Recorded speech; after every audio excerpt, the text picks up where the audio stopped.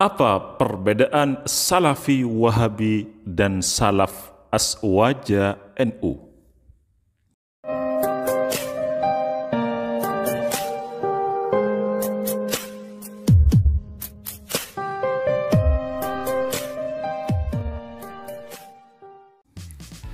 Jika kita mendengar kata Salafi, pikiran kita tertuju pada sekelompok umat Islam yang berjenggot tebal dan menggunakan celana cingkrang.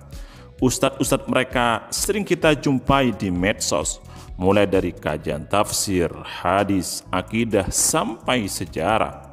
Tentu di antara ciri khas yang melekat pada mereka adalah membid'ahkan Ahlus Sunnah wal Jamaah An-Nahdiyah atau Aswaja NU. Secara umum, mereka lebih senang dipanggil Salafi daripada Wahabi. Menurut mereka, mereka adalah pengikut ulama salaf, jadi lebih pantas dipanggil Salafi.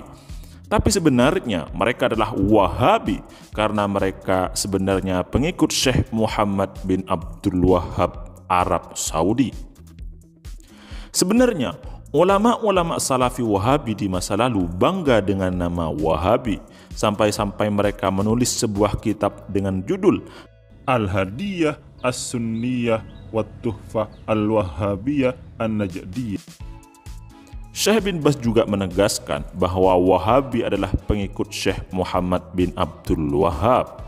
Dengan demikian, orang-orang Wahabi merebut kata salaf dari orang-orang Ahlus Sunnah wal Jamaah NU karena kata salaf adalah kata yang tersebar dalam kitab-kitab ulama yang dipelajari oleh Aswaja NU. Kata salaf juga sering kita dengar dari kiai-kiai NU.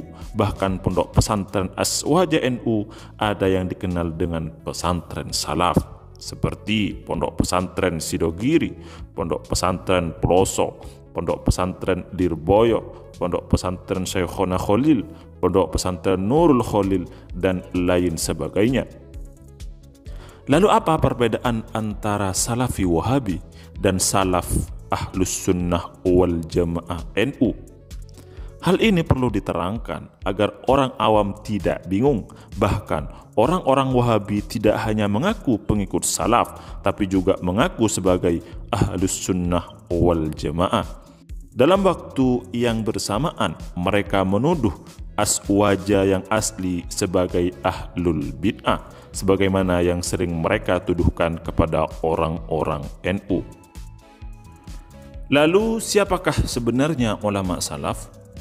Ulama salaf adalah ulama-ulama yang hidup di 3 abad pertama Hijriah, yakni ulama-ulama yang hidup di masa Nabi sampai 300 tahun setelah itu. Hal ini berlandaskan kepada hadis Rasulullah sallallahu alaihi wasallam, khairukum qarni, thumma alladhina yalunahum, thumma alladhina yalunahum. Sebaik-baik kalian adalah masaku, kemudian disusul oleh generasi berikutnya, kemudian disusul oleh generasi selanjutnya. Hadis rawahu Imam Bukhari.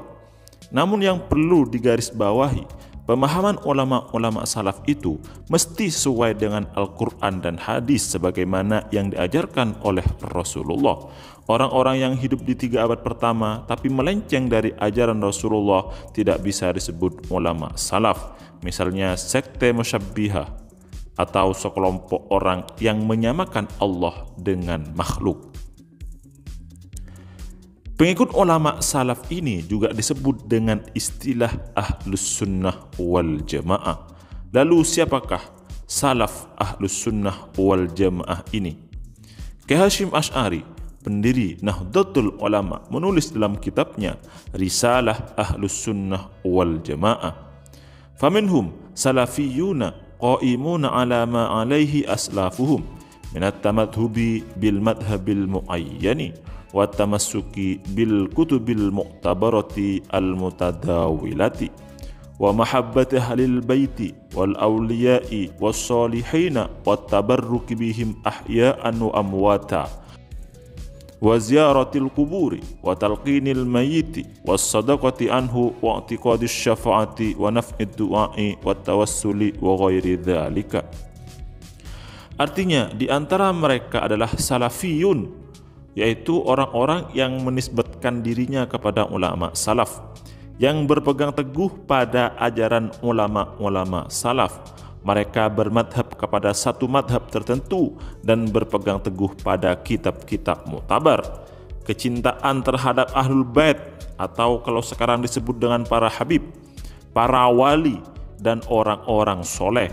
Selain itu, juga bertabarruk dengan mereka atau mencari berkah dari mereka, baik ketika masih hidup atau setelah wafat. Berziarah kubur, melakukan talqin pada mayit, bersedekah untuk mayit, meyakini syafaat, manfaat doa dan tawassul, serta lain sebagainya. Kiai Hasyim Asy'ari juga menjelaskan konsep aswaja dalam Qonun Asasi.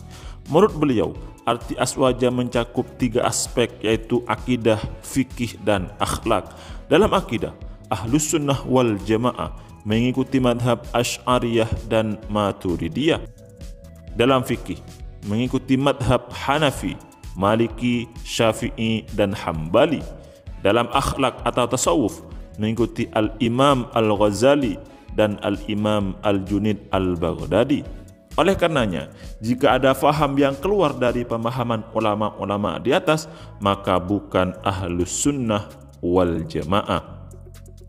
Apa yang ditulis oleh Kiai Hasyim Asy'ari ini sesuai dengan apa yang dikatakan oleh ulama-ulama terdahulu. Misalnya Al-Imam Az-Zabidi, beliau mengatakan, jika kata Ahlus Sunnah wal Jamaah diucapkan, maka yang dimaksud adalah pengikut Asy'ariyah dan Maturidiyah.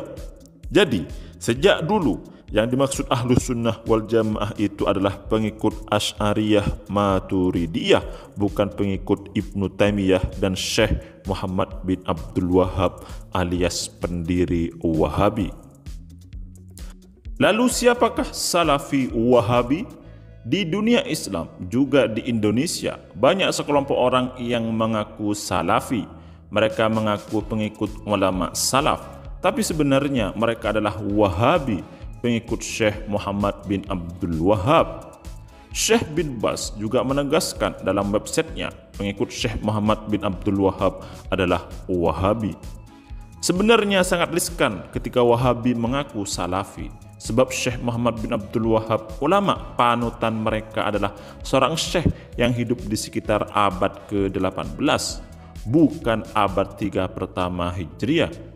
Atau Syekh Ibnu Taimiyah, ulama yang mereka ikuti, hidup di sekitar abad ke-8, jelas bukan ulama salaf. Dalam akidah, Salafi Wahabi mengikuti pendapat Ibnu Taimiyah yang membagi tauhid menjadi 3, yaitu tauhid rububiyah, uluhiyah, dan asma wa sifat. Pembagian tauhid ini tidak pernah ditemukan sebelum era Ibnu Taimiyah.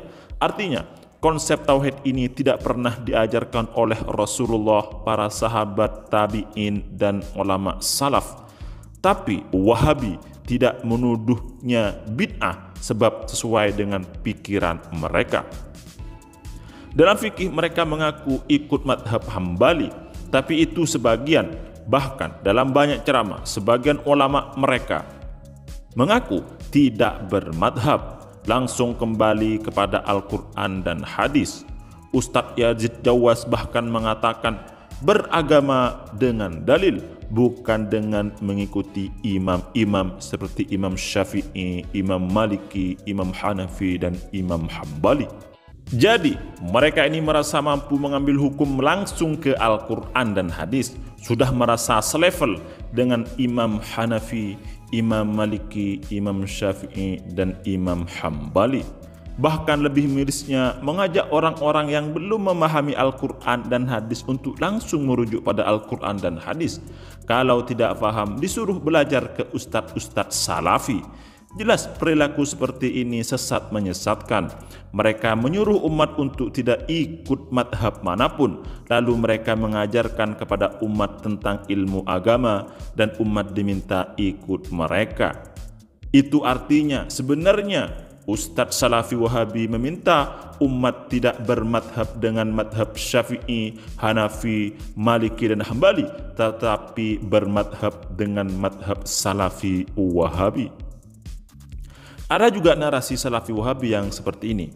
Mereka mengaku mengikuti madhab Hambali, tapi yang diikuti hanya pendapat yang sesuai dengan pendapat Syekh Ibnu Taimiyah. Pendapat Syekh Ibnu Taimiyah diikuti, tapi yang sesuai dengan pendapat Syekh Muhammad bin Abdul Wahab. Pendapat Syekh Muhammad bin Abdul Wahab diikuti, tetapi yang sesuai dengan pendapat Syekh bin Baz, Syekh Utsaimin, dan syekh-syekh mereka yang lain yang baru muncul belakangan. Apakah Salafi Wahabi sama sekali tidak mau pada pendapat ulama salaf, misalnya Imam Syafi'i? Salafi Wahabi juga mengutip pendapat ulama-ulama salaf, tetapi yang sesuai dengan pikiran dan pendapat mereka. Misalnya hukum musik, mereka hanya mengambil yang mengharamkan dan tidak mengutip ulama Syafi'iyah yang memperbolehkan. Bahkan Salafi Wahabi ini tidak segan mengubah kitab-kitab ulama agar sesuai dengan madhab mereka. Kadang juga membuat kebohongan pada ulama salaf. Misalnya mereka mengatakan bahwa Imam Syafi'i berpendapat Allah di atas arsy. Hal ini kebohongan yang nyata, karena menurut riwayat yang soleh yang diriwayatkan oleh murid-murid Imam Syafi'i yang disepakati terpercaya, Imam Syafi'i berkonsep tafwid, yaitu menyerahkan arti istiwa kepada Allah Subhanahu wa Ta'ala. Memang ada riwayat yang menjelaskan Imam Syafi'i berpendapat Allah di atas arsy, tetapi riwayat ini dhaif. Meski demikian, Salafi Wahabi mengambil riwayat yang dhaif ini karena sekali lagi sesuai dengan pendapat mereka. Padahal dalam masalah lain mereka sangat anti pada hadis atau riwayat yang dhaif.